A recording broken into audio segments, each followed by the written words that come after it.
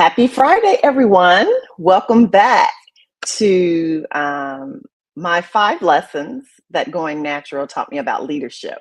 My name is Angela Hooper Menifield, and I am so excited to get to lesson number 5. This has been a great week, a very interesting series of thoughts relating natural hair growth process to leadership awareness.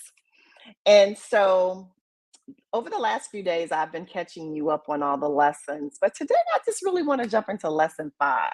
Now, if you've been watching me all week, and I know some of you have, and thanks for the feedback, you probably noticed something different today. The hair is straight.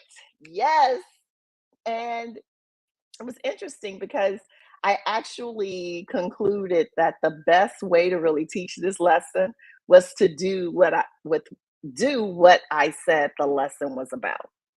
So, lesson 5 today is others' experience isn't my experience. Now, why does that matter? Well, let's go to the hair care journey.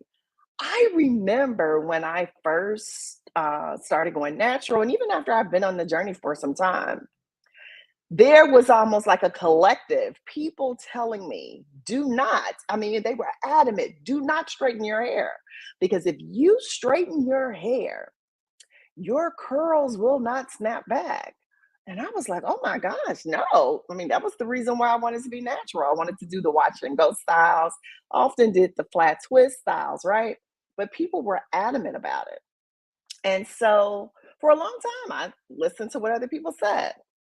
Now, the other thing that people told me as well was the fact that the reason why I couldn't wear it straight was because natural hair will not withstand humidity.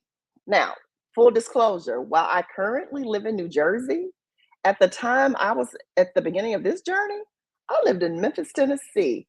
And let me say, humidity city. And so they kept telling me my hair would snap back.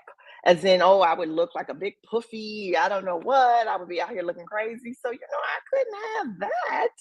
So again, I listened to what other people said. Fast forward, I finally decided to try it for myself, right? Just to figure it out. And just let me tell you, I typically, because I don't actually like hair in the summer. So all summer I would do wash and go or twist or whatever, Bantu knots. But all winter for 3, 4, almost as long as 6 months, I would do flat iron. And it never affected my hair. My hair also didn't bounce back. Like I didn't have those issues. Now, I'm not saying those issues were not true for those people. But the point of this is we have to have our own experience. Now, let's parlay that into leadership. I've come to lead new offices. I've inherited after consolidations a whole group, a team of people. And let me tell you, we often get the goods. You know what I mean? Everybody comes into your office, they want to be your friend, they want to see how you're doing. But what do they also want to do? They want to give you the rundown.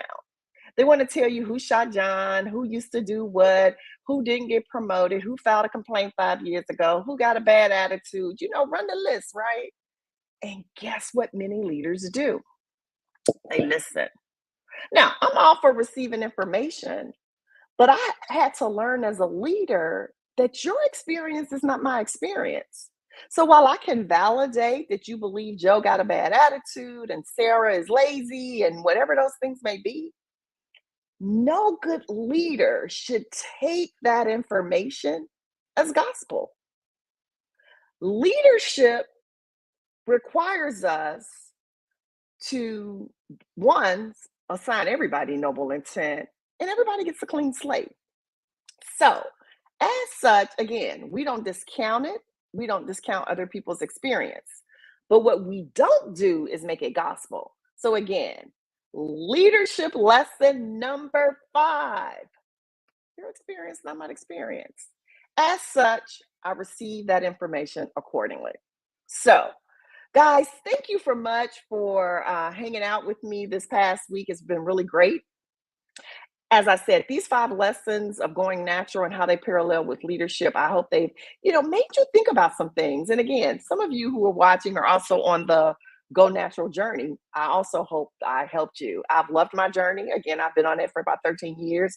Today is actually the first time I've straightened my hair in over a year. So need to clip my ends, but it's all good. But anyway, thanks for watching. Lead people with love, compassion, authenticity, and integrity. So until next time, we come back with another series. Again, my name is Angela Hooper Menifield, Chief Equipping Officer of Menifield and Associates LLC. Take care and have a safe and blessed weekend. Bye.